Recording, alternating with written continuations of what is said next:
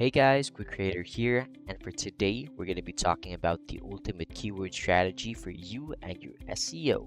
Let's get into it. However, not all keywords are created equal. You actually need to find ones with high search volume and low competition. So, here's what you should do. Step 1 is, of course, brainstorm topics. You should start by listing topics relevant to your niche. For example, if you run a fitness blog, think about keywords like weight loss tips or best exercise for beginners.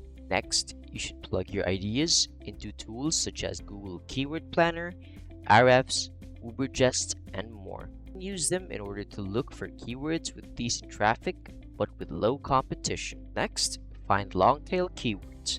So instead of targeting specifically weight loss, you can try and opt for a longer keyword such as best weight loss tips for beginners, because long-tail keywords are actually far easier to rank for. And of course, knowing your competitors is what makes the difference between a successful keyword and a flop one. So you should check what keywords your competitors rank for by using SEMrush or Ahrefs to spy on their best performing content.